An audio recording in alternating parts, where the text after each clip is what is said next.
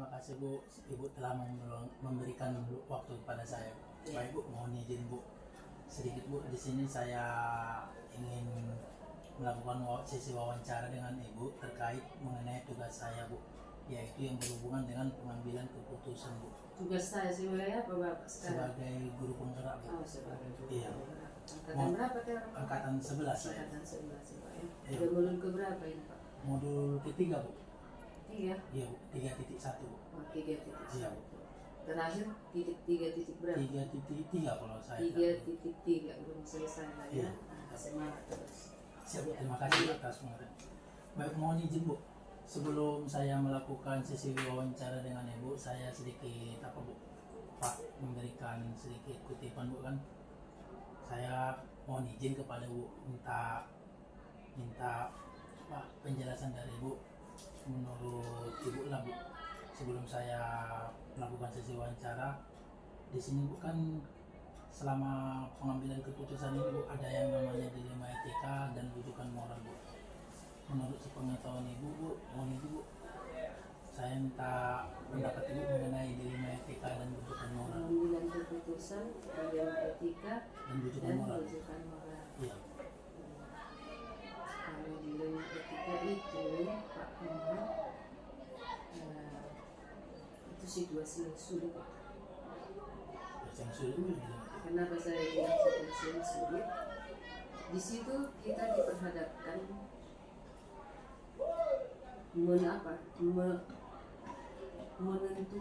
menentukan satu pilihan Iya Bu. dari yang secara moral dua-duanya benar. Iya Bu, betul. Jadi makanya dalam mengambil keputusannya Bertentangan Bu ya. Iya. itu Dari kalau dia etika. dilema etika Bu ya. Makanya saya kasih clue itu benar versus benar, ya kan? Iya Bu. Jadi kalau rujukan moral itu jelas batasnya, ya kan? Benar versus salah. Iya. Baik Bu, dengan apa yang Ibu utarakan tadi Bu kan, kita masuk ke sesi wawancaranya Bu ya. Mohon izin Bu ya. Jadi tadi wawancara. Tadi pengantar Bu, supaya kita jangan mengambang tuh. Mohon izin Bu ya. Selama ini Bu kan, selama Ibu memimpin di sekolah kita Bu kan, Ya. bagaimanalah pendapat Ibu mengidentifikasi kasus-kasus yang merupakan dilema etika atau rujukan moral Bu? Bagaimana mengidentifikasi Ya Bu, kasus-kasus yang yang merupakan dilema etika atau rujukan moral. merupakan dilema etika atau rujukan moral. Iya Bu. Ya, jadi Pak Muhammad, kasus-kasus itu kan nggak serta-merta sampai kepada kepala sekolah. Iya Bu, betul. Ya. Jadi di sekolah kita ini sudah ada struktur lengkap, ya kan? Dari kepala sekolah, wakil kepala sekolah, wali kelas, guru bimbing, ya kan? Iya Bu. Semuanya sudah lengkap. Ya. Dan masing-masing itu tentunya sudah paham tupoksi masing-masing. Iya Bu. Tupoksinya SMP yang ada di SMA Negeri 2 Sriwijaya. Ya. Iya. Nah, jadi kalau ada masalah atau kasus sampai kepada kepala sekolah, itu artinya bahwa kasus itu sudah pernah melalui siapa? Urutan pembantu kepala sekolah Iya, dari bawah, dari bawah ya dulu kan? ke atas. Nah, jadi kalau sampai ke kepala sekolah, apa yang dilakukan oleh kepala sekolah? Mempelajari kasus-kasus itu. Kasus itu sampai kepala sekolah kan membawa data, Iya Bu. ya kan? Iya. Jadi dipelajarilah kasus-kasus itu berdasarkan data-data yang ada, Ada ya. ya Iya. kan? Kemudian disimpulkan. Simpulan itu kemudian kita jadikan untuk pengambilan keputusan apakah dia di dilema etika ataupun moral Bu ya. Iya.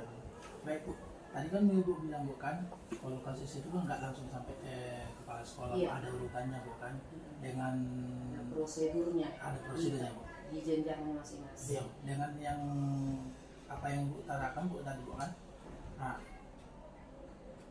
bagaimana lah Ibu menjalankan mengambil keputusan apabila kasus itu sudah sampai kepada Ibu, terutama untuk kasus di mana ada dua kepentingan yang sama-sama benar atau sama-sama mengandung nilai kebajikan? Kalau udah sampai kayak Iya, gitu, udah sampai kayak gitu. berarti tetap juga harus ibu minta pendapat ataupun masukan dari pihak-pihak yang terkait dengan masalah itu, ya kan? Iya. Nah, siapa ya kan? Kemudian pada akhirnya keputusan yang diambil atau yang diberikan itu haruslah menjadi keputusan yang resikonya paling kecil. Ya, Bu, ya. Berarti Disitulah dia tantangan itu tadi. situlah Bu ya. Nah, iya. Pada saat kita mau menentukan hasil finishnya harus kita pertimbangkan Bu ya, jangan sampai ada yang kita rugikan Bu. Iya. Ya. Jadi dengan yang tadi Bu kan, langkah-langkah atau prosedur seperti apalah yang bisa Ibu lakukan selama ini? Langkah-langkahnya Oh, langkah-langkah yang tadi Bu, sudah tadi sudah kan, tadi. sesuai dengan Sesuai dengan tahapan tadi. tahapan-tahapannya. Ketika sudah sampai di ibu ya tinggal kita mempelajari kasusnya berdasarkan data-data. Berdasarkan data, iya. Memang yang Ibu sampaikan itu betul Bu. Dan memang kasusnya itu dari bawah dulu baru naik ke atas, setelah itu kita pelajari Bu ya. Baik Bu, kita masuk ke pertanyaan selanjutnya Bu ya. Hal-hal apa saja lah Bu yang selama ini yang Ibu anggap efektif dalam pengambilan keputusan Bu pada kasus dilema etika Bu? Coba Bapak ulangi. Hal apa saja lah Bu yang selama ini yang Ibu anggap efektif dalam pengambilan keputusan pada kasus dilema etika Bu? Apa saja. Iya Bu, yang efektif. Jadi ada komunikasi yang baik, ada kerjasama yang baik, ya kan? Didukung oleh data yang lengkap dan akurat atau valid. Oh itu Bu ya. Memang yang Ibu Jadi harus ada itu kan komunikasi, yang baik, kerjasama yang yang baik. baik. Iya. Memang yang Ibu katakan itu memang betul itu Pak. Harus terstruktur dulu datanya Bu Iya. kan. Nah, Harus valid harus valid datanya, datanya lagi. bukan hanya ada tertulis tapi tidak valid, Tidak ya valid, kan? iya. Jadi harus benar valid. Iya. Tahu Bapak maksudnya mana yang valid, ya kan? Tahu Bu, tahu. Ya. Jadi mohon izin Bu ya, masuk ke pertanyaan selanjutnya lagi Bu ya. Nah, ini lanjut. Iya, Tahu lanjut, Bu. buru-buru kali lapar Bapak. Enggak Bu, enggak apa saya. Oke, lanjut. Ya. Nah, apa saja lah Bu yang selama ini yang merupakan tantangan Bu dalam pengambilan keputusan pada kasus dilema etika Bu? Tantangan ini. Tantangannya. Iya Bu. Sebenarnya kalau dibilang tantangan, ya, bolehlah tantangannya itu membangun kesepahaman, sepemahaman, apa ya? Kesepahaman. Sepaham gitu. Nah, membangun kesamaan paham gitu, Oh, di ya. antara sesama pihak yang terlibat dalam satu masalah. Ya. Jadi kadang memang benar ada aturan yang mengatakan begini, kita punya aturan gitu.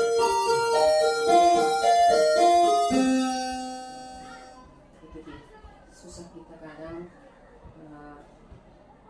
mengarahkan seperti itulah, mengatakan bahwasannya di samping itu ada hal besar, masa depan yang panjang yang harus kita pikirkan. Itulah tadi kebajikan itu. Iya Bu ya. Jadi membangunnya itu loh, menanamkannya kepada orang-orang yang terkait dalam satu permasalahan itu kadang tidak mudah. Di situ dia tantangannya. Di situ tantangan Bu. Oh, berarti berdasarkan yang Ibu katakan tadi Bu kan, tantangan yang paling untuk apa? Bagaimana kita biar sepaham sependapat Bu ya. Iya, sepaham sependapat. Nah, jadi Bu, masuk kita pertanyaan selanjutnya Bu ya. Apakah Ibu memiliki sebuah jadwal tertentu Bu dalam sebuah menyelesaikan kasus dilema etika Bu? Tidak. Tidak Bu. Tidak ada jadwal tertentu sebagaimana menurut Bapak ada jadwal masalah kapan datang? Kalau jadwal masalah datangnya tidak ada Bu. Nah, Iya. itu dia. Tapi intinya kalau ada masalah kita harus tanggap, Oh, harus itu Bu ya. cepat diatasi, jangan dibiarkan berlarut-larut, nanti jadi lain ceritanya. Ya betul. Yang ada masalah kita harus segera kupas selesaikan. Ya betul yang Ibu bilang itu. Berarti kalau ada masalah langsung kita selesaikan Bu, tidak boleh kita ulur Bu ya. Iya, Ya. jadi tidak pakai jadwal. Iya Pak.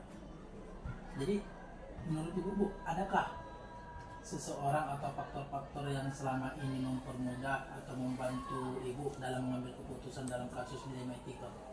Pasti ada yang membantu ya kan. Siapa yang membantu? Tim itu tadi yang sudah saya bilang dalam struktur itu kan sesuai tupoksi masing-masing. Oh itu baik. Berarti kita dalam mengambil keputusan Bu harus ada dukungan dari tim dulu Pak. Iya. Terima kasih. Iya, tidak boleh Tidak boleh serta-merta. serta-merta. Biarpun seorang kepala sekolah tidak boleh. Ya Bu, terima kasih. Dengan apa yang Ibu utarakan tadi Bu, saya yakin Bu ya, semua yang Ibu katakan itu adalah memang sudah sangat baik Bu.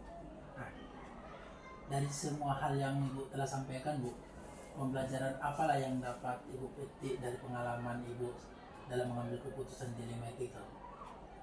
Ya, yang pertama bahwa dalam setiap permasalahan itu kita harus dalam penyelesaiannya ya kita harus mengikuti tahapan-tahapannya, jangan ada yang melangkahi itu ya kan. Kemudian yang kedua dalam pengambilan keputusannya kita harus benar-benar memikirkan resiko yang paling kecil. Oh, itu Pak ya. Itulah yang sangat bermakna Bu ya. Baik Bu, terima kasih Bu atas waktu yang Ibu berikan kepada saya Bu. Semoga dengan jawaban dari Ibu membuat karakter saya, membuat motivasi yang ada saya menjadi pemimpin suatu saat sangat bijak seperti Ibu. Pas sekolah nanti. Ya, amin. Terima kasih. Terima kasih Bu ya. Iya, Mengizin, Bu. sama-sama. Terima kasih Pak.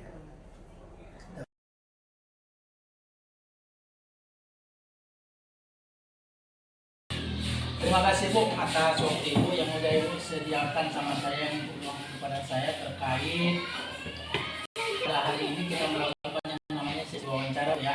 Baik Bu, di hal yang lewat saya sudah meminta pendapat dari Ibu apa itu yang namanya etika dan apa itu yang namanya juga moral Bu.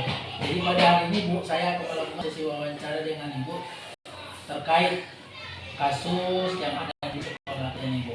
Jadi pada hari ini Bu, kasus apa yang perlu ditangani kita melakukan yang namanya sesi wawancara supaya pembicara tidak mengambang dari topik kita Bu.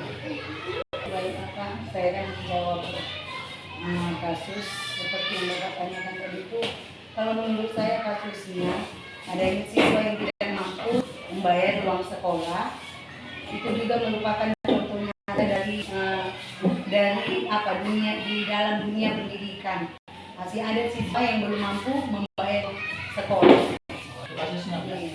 Nah, jadi berdasarkan kasus yang Ibu katakan tadi, kasus yang perlu ditangkap adalah ada beberapa siswa yang bukan yang tidak mampu membayar uang sekolah sehingga dia tidak masuk sekolah gitu maksudnya Bu ya. Iya, Pak. Baik Bu. Ini kita masuk ke sesi wawancaranya Bu ya berdasarkan apa yang Ibu utarakan tadi. Nah, di sini yang menjadi pertanyaan pertama saya Bu kan, Ibu sebagai kepala sekolah Bu, saya minta pendapat Ibu. Nah, ini Bu ya, saya minta saya Bu. Pertanyaan pertama ini Bu, selama Ibu menjabat sebagai kepala sekolah Bu, bagaimanalah Ibu dapat mengidentifikasi kasus-kasus yang merupakan dilema etika atau pembunuhan moral Bu? Yang pertama, kami memulai dengan mendengarkan dan memahami situasi dari berbagai sudut. Nah, contohnya dari sudut pandang orang tua, dari sudut pandang peserta didik, dan juga dari sudut pandang pihak sekolah. Nah, ya lalu makanya itu saja menurut saya. Berarti Ibu melakukan identifikasi yang pertama Ibu tanya dulu orang tua siswa, terus yang kedua peserta didik, terus sekolah. Ya, dari hasil proses identifikasi tadi Bu, kita masuk ke pertanyaan kedua Bu. Nah, selama ini bagaimanalah Ibu bisa menjalankan pengambilan keputusan di sekolah, terutama untuk kasus di mana ada dua kepentingan yang sama atau benar Bu, sama-sama mengandung nilai kebajikan Bu. Pertama, kami melibatkan pihak yang bersangkutan yang berkepentingan seperti guru bimbingan dan konseling untuk mendapatkan masukan dari perspektif yang berbeda. Misalnya tentunya masukan atau tanggapan yang berbeda. Lalu itu saja. Itu dikit. Jadi berdasarkan apa yang dikatakan tadi kan, pengambilan keputusan itu kan bukan itu ada dari lawan itu di atas yang sesuai dengan dikatakan. Nah, jadi langkah atau prosedur seperti apalah yang bisa dilakukan selama ini? Pertama langkah ini melakukan pertemuan dengan orang tua, tidak untuk membahas situasi dan mencari solusinya. Lalu yang kedua, menerapkan kebijakan yang ada dengan bijaksana dan manusiawi. Yang itu aja sepertinya. Berarti dengan dua langkah tadi, yang pertama ibu melakukan namanya pertemuan dengan orang tua, menerapkan kebijakan ya sesuai dengan ada di sekolah ini. Ya. Baik Bu. Kita masuk ke pertanyaan selanjutnya Bu. Hal apa saja lah yang selama ini yang Ibu anggap efektif Bu, dalam pengambilan keputusan kepada kasus biometrika? Yang pertama, adanya komunikasi yang jelas, ya kan, dari komunikasi yang jelas terbuka antara pihak sekolah dan keluarga. Lalu yang kedua, memanfaatkan dukungan dari komunitas sekolah seperti alumni yang mungkin bisa dapat memberikan bantuan. Oh itu ya, itulah apa langkah yang Ibu anggap efektif Bu ya dalam pengambilan keputusan. Yang pertama Ibu melakukan dengan komunikasi dengan orang tua, terus Ibu melakukan komunikasi dari alumni Bu. Baik Bu. Kita masuk ke pertanyaan selanjutnya Bu. Apakah Ibu memiliki sebuah jadwal tertentu dalam menyelesaikan sebuah kasus dilematika Bu? Atau apakah Ibu langsung menyelesaikan di tempat atau memiliki sebuah jadwal untuk menyelesaikan seperti bentuk atau prosedur seperti apa yang dijalankan? Biasanya kami merancang jadwal pertemuan dengan pihak yang terkait untuk membahas dan menyelesaikan kasus-kasus tersebut. Oh, jadi itu adalah apa? Sebuah penjadwalan Bu ya. Apabila bisa ada siswa kita yang tidak sekolah, tidak sekolah, langsung jadwal untuk mengatasi ini. Baik, terima kasih jawabannya Bu. Masuk kita ke pertanyaan ketujuh Bu ya. Pertanyaan ketujuh ini Bu, apakah Ibu ada faktor-faktor yang selama ini bermudah atau membantu Ibu dalam pengambilan keputusan Bu? Contohnya dukungan dari guru, staf administrasi, dan juga yayasan dari sekolah yang sangat membantu dan membantu untuk menemukan solusinya. Berarti itulah yang Ibu dulu ya. Paling kuat dukungan dari yayasan ya, untuk mengatasi seperti siswa kita yang tidak masuk sekolah, tidak mampu sekolah itu tidak baik Bu. Kita masuk ke pertanyaan yang terakhir Bu. Dari semua hal yang telah Ibu sampaikan Bu, apalah yang bisa Ibu simpulkan, pembelajaran apalah yang dapat Ibu petik selama mengambil keputusan dari hasil wawancara kita ini Bu? Pentingnya empati dan pendekatan holistik dalam menangani setiap kasus. Contohnya ini pentingnya empati dan pendekatan terhadap orang tua untuk menyelesaikan kasus-kasus tersebut. Itulah hal yang paling menarik pembelajaran dari siswa wawancara tadi yang bisa Ibu simpulkan Bu. Baik Bu, terima kasih Bu atas semua penjelasan Ibu dan pendapat Ibu. Semoga apa yang Ibu katakan ini sebagai pedoman untuk memperkaya saya untuk menguatkan saya sebagai pemimpin apabila saya sebagai pemimpin di yang akan datang. Baik, terima kasih Bu ya. Oke, mantap.